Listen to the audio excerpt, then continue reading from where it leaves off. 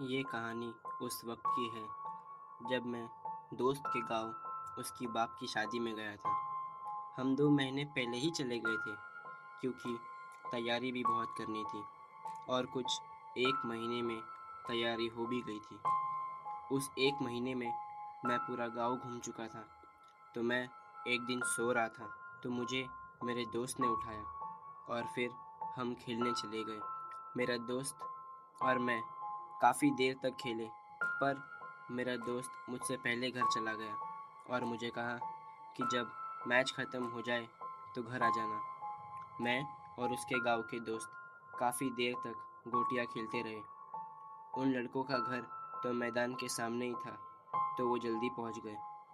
मैं भी घर की ओर ही आ रहा था, तभी मेरा दोस्त जिसके बाप की शादी थी वो मुझे दिखा। वो मुझे देखकर बस मुस्कुरा रहा था। तो मैंने उसे देखकर कहा, क्या रे लौड़े, आ रहा था ना मैं।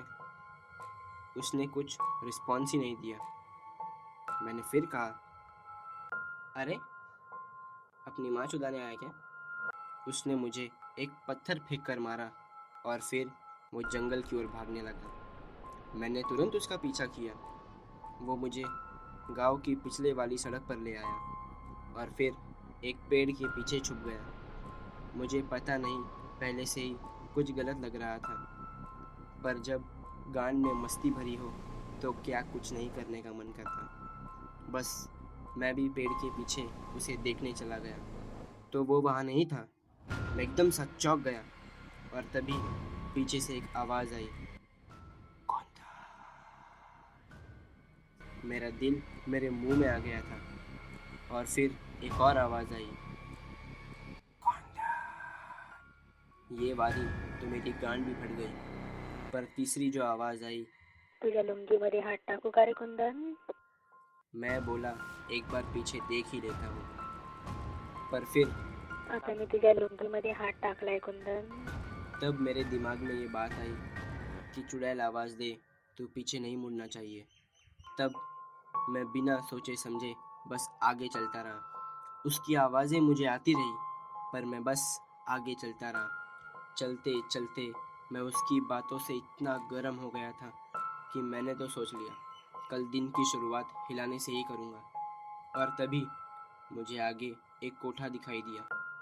मैं वहीं चला गया मदद मांगने और फिर उन्हें ये सारी बातें बताई। तब मुझे उन्होंने ये कहानी बताई। 6 साल पहले एक सविता नाम की लड़की थी। उसका गांव में बहुत नाम था। हर किसी को उसकी लेनी थी, पर वो किसी को नहीं देती थी। उसे एक कुंदन नाम के लड़के से प्यार हो गया, पर वो लड़के के पास ना तो अच्छी शक्ल थी, ना ही अकल। वो तो एक बेवड़ा था जो एक झोपड़े में रहता। कभी कभी लगता है कि उसने लड़का लंड देखकर ही पसंद किया होगा। उन दोनों ने भाग के शादी भी कर ली। शादी से पहले उन दोनों में बहुत जम थी, पर शादी के बाद कुंदन की तो मानो माँ ही चुद गई हो। वो सविता के खर्चे नहीं उठा पा रहा था, तो सविता हमारे पास आ गई। उसने यहाँ बहुत हफ्तों तक मजबूरी में मज़े से काम किया और फिर एक दिन ये बात कुंदन को पता चल गई। कुंदन यहाँ आया, उसने सविता को देखा और उसे कमरे में ले गया। और जब कमरा बंद हुआ तो कमरे से बहुत आवाज़ें आने लगी। आवाज़ों का ऐसा संगम था कि किसी को पता ही नहीं चला कब कुंदन ने सविता की मारते मारते सविता को ही मार दिया। और उसके बाद कुंदन गांव की ओर भाग गया। वो आज तक किसी को नहीं मिला, ना ही गांव वालों को, ना ही सविता को।